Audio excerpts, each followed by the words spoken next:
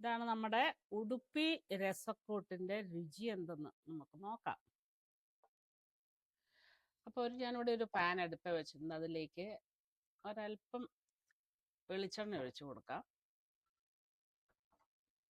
അതിലേക്ക് ഞാൻ ഒരു ടേബിൾ സ്പൂൺ മല്ലി എടുത്തിട്ടുണ്ട്, ഒരു കട്ട കായമുണ്ട്, ഒരു 1/4 ടീസ്പൂൺ ഉലുവ, ഒരു ടീസ്പൂൺ ജീരകം, കറിവേപ്പില, 2-3 വറ്റൽമുളക്. ഇതെല്ലാം ഒന്ന് ഇങ്ങനെ ചൂടാക്കി എടുക്കാം.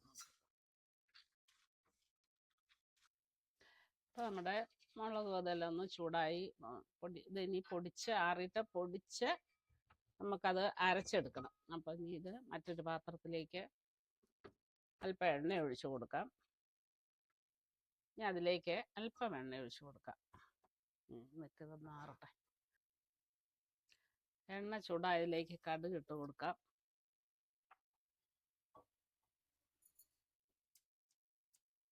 കടുക് പൊട്ടി കഴിയുമ്പോൾ പച്ചമുളക്, കറിവേപ്പില ഇതിടാം. ഇനി അതിലേക്ക് ഒരല്പം മഞ്ഞൾപ്പൊടി, ടൊമാറ്റോ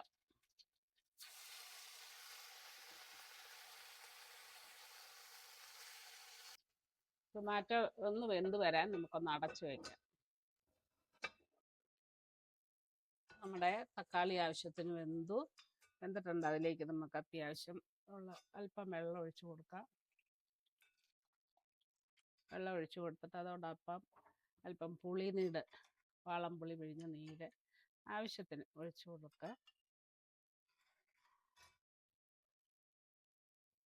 ഇതിലേക്ക് ആവശ്യത്തിനുള്ള ഉപ്പിട്ട് കൊടുത്ത് നമുക്ക് അരച്ച അരപ്പും കൂടെ അതിൻ്റെ കൂടെ ഇട്ട് ഒഴിക്കാം.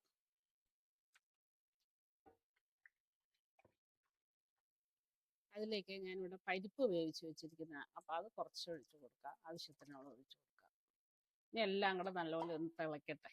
ഇതിനകത്തേക്ക് ഒരല്പം ശർക്കര ഞാനിവിടെ ഉരുക്കി വെച്ചിരിക്കുന്നതാണ്, കട്ടയില്ല, അത് ഇട്ട് കൊടുക്കാം. മല്ലിയില തൂക.